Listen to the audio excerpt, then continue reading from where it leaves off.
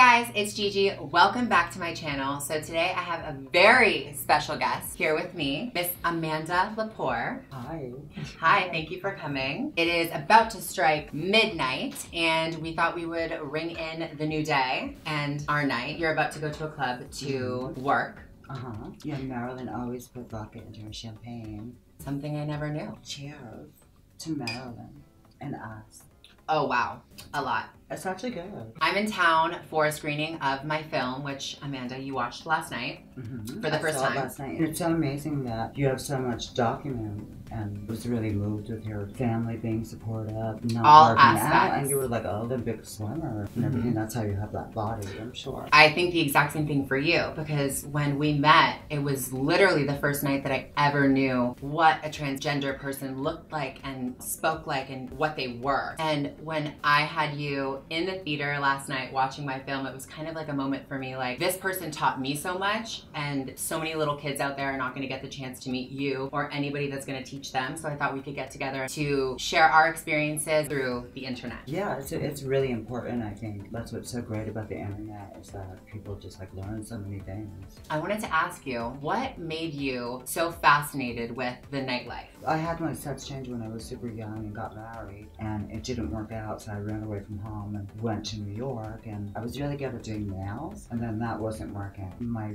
roommate at the time was a dominatrix, and she told me to go there. I didn't really like it at all. I hated it. My friend at the time took me to a nightclub on my birthday, and by then, like, I was like looking like Marilyn and Jay Mansfield. As you do now. Yes. I feel like I'm sitting with Marilyn herself right now. They hired me to be a go-go dancer. When I worked as a dominatrix, the phone person said to not say that you were transsexual. Because it was dangerous? No, because you made more money if you were like a genetic woman. Did that feel like shameful to you? I mean, I guess it did sort of bother me because it just made me feel more bad, I think. I would say for me personally, the club and going out was kind of like my safe place in a way, because I could wear what I wanted, I could put on the most makeup ever, and that was like a comfort because everyone was drunk, everyone was having fun, everyone was ridiculous, so like I could literally just be me. And it was so freeing, and I feel like I got addicted to it. Nightclubs are the best. It's the opposite of working in a bank or being a librarian. In the time that you've been in the limelight, so much has changed. So how do you think that the LGBT community has been represented better and rights have been increased ever since you transitioned? When you were transgender before, most of the girls aspired not to be spooked and would even get married and never tell their husband. I know some of my friends that transitioned, their husbands don't even know to this day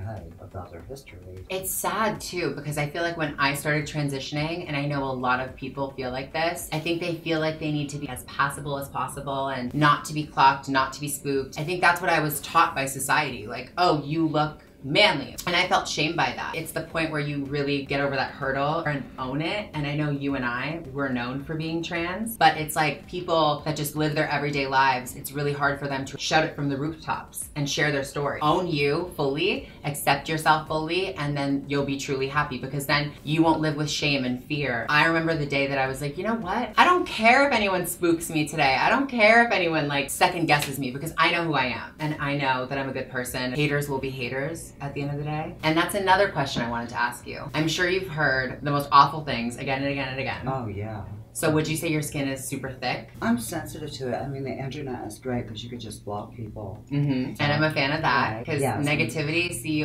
you don't deserve to see me. I don't like negativity, and usually like, if you look up the person, they have like 2 followers. Or they have pictures of like guns or like something just like really crazy. Insane. I remember I booked my FFS and I came to Amanda. I asked you, I said, should I get my jaw shaven down? And that was like a huge like internal struggle with me, even though it sounds so vain. And you were like, don't do it. No, you have a really beautiful jaw. I think a lot of people wouldn't expect you to say, don't do a jaw shave, but it really did change the way I think about plastic surgery, because I would have shaven it down. That's not what I wanted, and I feel like you made me realize that's not what I needed, and I was just doing it to be more feminine and more passable and more fishy. You're a beautiful person.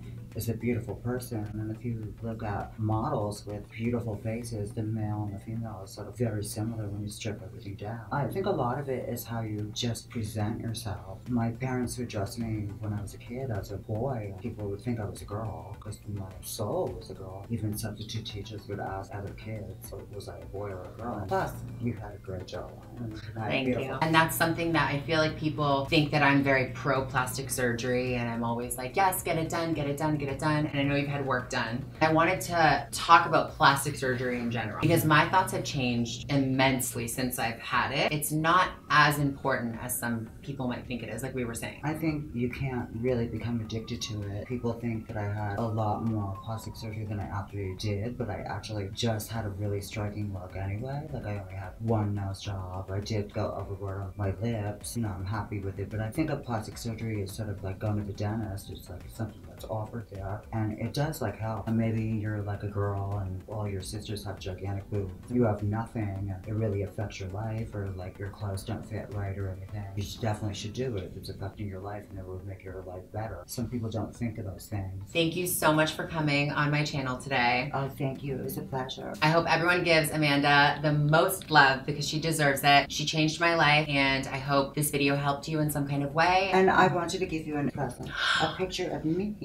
Ah! You could all get this for yourself at Dry Queen merch. Oh my god, these are everything. And they're soft too. They are. Thank you. You're welcome.